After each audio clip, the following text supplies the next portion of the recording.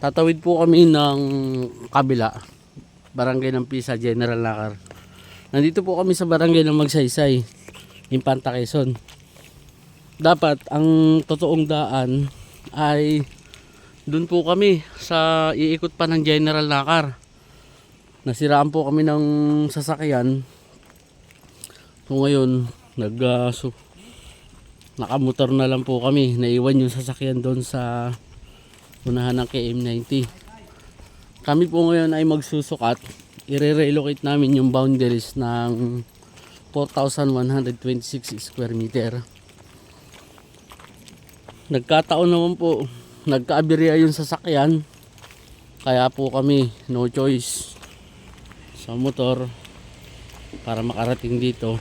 At imbis na kami ay umikot papunta doon sa tulay ng Nakar, tapos babaybayin yung barangay dyan hanggang sa makarating po kami dito. Ito po yung gagawin namin. Magbabangka na lang po kami para po pagtawid namin ilang minuto lang nandyan na po kami. Tanong mo magkano kuya? 10 piso lang po ang kaya po kaming apat. Yan, ito yung Agus River. Ito yung barangay ng Magsaysay. Yan po yung mga cottage dyan. Tapos pag tawid po namin, barangay Pisa na, Sidka. Yan po yung mga sumundo sa amin. Nakamotor kami. Dalawa. Saan kuya ang daan? Papunta dun sa may palaya na yun. Doon sa may gilid ng isang Hopya, tulak. Ito na kami. Pag lumubog, kanya-kanyang ano to. Hanggang ilang kuya ang sakay nito? Kaya ang ilan? Oh, ang timbang. Hagat hindi lalubog. Ito ho ang Agus River, barangay na Magsaysay. Naka-experience. Hopya. Lakas dyan, Loy. Tapos, ito yung yung Agos. Diba? May technique. Tatay mo man ka, oh. Ang samangguan. Yun. Ang lalim ka. Ayan ang Agos River. Pagtawid po namin, kaysa siguro may 30 minutes pa kami magmumotor sana. Ang gagawin na lang ho namin, ito. Yan po ay aming hopya. Ito na. Ngayon pala mo. Natatangay. Pero bago pa matagayan, doon ang patak yan. Diba? Nakatawid na agad oh. Andyan po yung mga cottage ng yan ho, dinaanan namin. Yung taas po na yan ay Marilaki Highway. Ayan po ang isa sa technique dito sa lugar na to. Magre-relocate po kami, relocation survey doon sa vlog 259 dahil meron na. Yun lang. Kailangan natin ng mababasa ba? Hindi, sagad. Okay. Sagad tayo dito. Kupya. Mamaya, ito na. Ha? Ito. Bigyan mo ng mamaya, babalik pa rin tayo dito eh. Bigyan mo na yan. Kuya. Mamaya po tayo, dito na rin po kami dadaan. Oh. Mamaya, mamamasayo ulit kami. Oh, di ba? Ilang minuto lang 'yun. Ilang minuto? 2 minutes? Para ka nasa Boracay oh. Ayan o. Nakamotor silang dalawa, mga pamangkin ko po yan. At saan kuya yung daan? Ano po ang tatagusin namin dyan? Palayan. Palayan. Karsada na yung babaw. Kalsada na ibabaw. Sususugin lang po namin yan. Yan ho ang technique. Ito po yung Agus River. Yan po yung barangay ng Magsaysay. Ito po ay barangay ng Pisa. Oo nga, para. Han? Ayun na naman, isang liko na lang yan eh. Yung lupa na. Doon po kami sa may 4,000. Ayun na, isang liko na. Na lupa. Oh, yung sinusukat mo doon. Nandun na po yung engineer eh. Nasiraan kami ng sasakyan. Eh ito po, pag inano namin to, binaybay namin yan. Oh, Isang liko na po, no?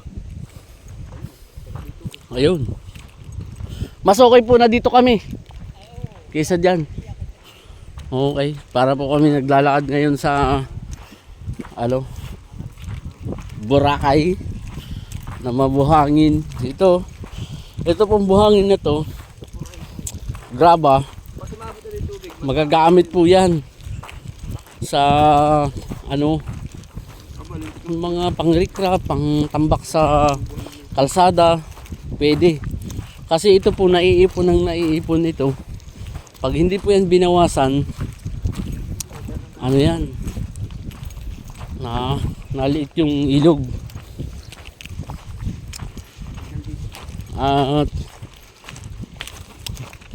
ito ho ang easement ng Agus River. Pero malaki yung accretion. Kami po ngayon ay papunta sa 4,100. Yan po yung pagliko na yan. O diba? Experience sila ngayon ng magbangka. May pagkain, kakain na lang. Oh, meron po kami mga baon na pagkain. Nandun na po sa dala ng isa namin kasama, si Dimple. Nakasumakay po doon kay engineer kanina. At kanina po magkakomboy kami. Yung engineer Marlon Jeronimo from Teresa. Siya yung aming surveyor, engineer. Kaya po nire-recommend din yung pong si Engineer Jeronimo kasi siya po mismo yung engineer at siya mismo yung pumupunta sa site. Nag-actual visit po siya at siya po mismo yung dalawa lang po yung kasama niya na bataan. Yun ang naglalagay ng muhon pero siya mismo yung ma-actual. Yun po ang the best. Meron po silang page na M. Jeronimo Survey Team. Hanapin nyo po. Pwede po kayo mag-inquire doon.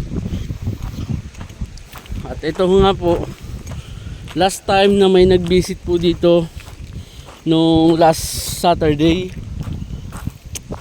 from Taguig, sila Sir Renato with his wife at mga apo. Nung time na makita po nila yung property, meron po kasing river doon sa tabi ng property. Bukod po dito sa Agus River. Ang ginawa po ng mga apo, naligo. Pagkadating. At nagustuhan naman po nila yung pong property. Kaya po kinausap na nila yung seller. Nagkasundo sila sa presyo. At ngayon po ang unang step, relocation survey. At yung mga documents naman po nakuha na namin sa RD. Wala pong annotation ang titulo. Wala siyang utang. Yung first time namin na lalakar ito, hindi namin alam kung alin. Kasi po nung nag-drone ako dito, basta yung palayan ibabaw. Mayroon daw pong daan doon.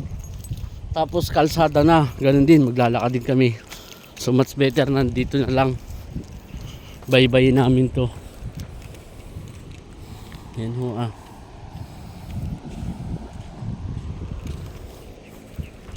Mamaya po sigurado makakaligo dito.